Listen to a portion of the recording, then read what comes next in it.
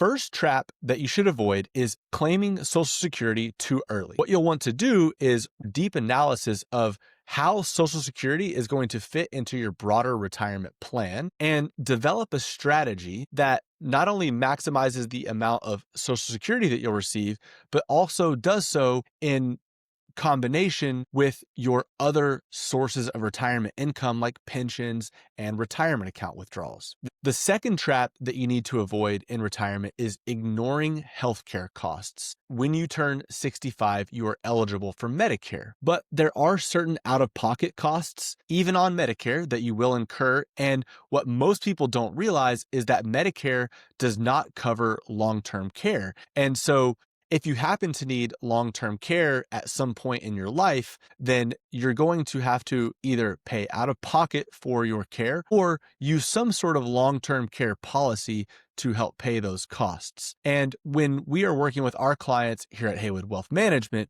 we always factor in healthcare costs into our retirement plans. And we also typically include long-term care costs during the last 2 years of a person's life, just so that we know that those costs are being factored in. Even if they don't end up needing them, it's good to have planned accordingly. The third retirement trap that you should avoid is keeping all of your assets in one tax bucket. So there are 3 primary tax buckets when we're talking about retirement savings. We have tax deferred, like 401ks and traditional IRAs. We've got tax free, like Roth IRAs or municipal bonds. And we've got taxable, things like individual stocks, bonds, things that live inside of a brokerage account. Also, bank account funds, money markets, CDs, these are all taxable funds as well. So those are your 3 primary types of accounts for retirement.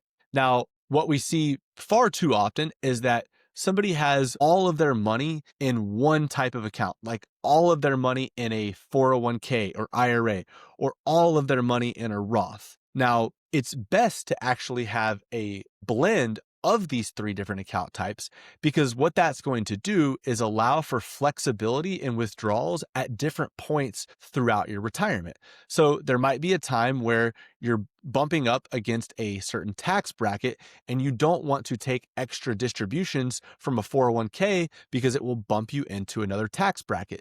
That's where it might make sense to draw from a taxable account or a Roth IRA in order to keep your tax bracket low in that given year. Now, there might also be situations where you want to increase your income during a year, and you can do so through things like Roth conversions, moving money from a traditional IRA or 401k over into a Roth IRA. It'll increase your income now, but it will move that money over into a tax-free account and give you future tax flexibility. So again, what you don't want to have is all of your money in one tax bucket. You'd like to have it as evenly distributed as possible in order to give you maximum flexibility at all points throughout your retirement years. And the fourth and final trap that we often see is that people do not have a tailored withdrawal strategy.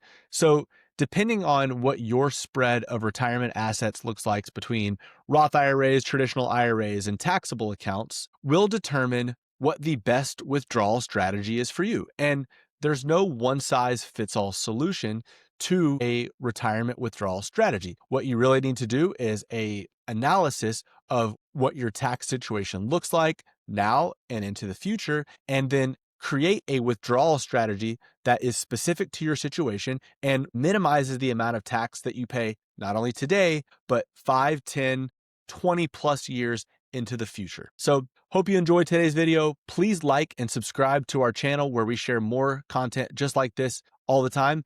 I look forward to seeing you in the next video.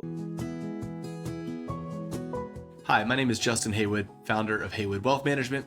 And if you're interested in learning about how we help our clients live their retirement to the fullest, visit us at haywoodwealth.com.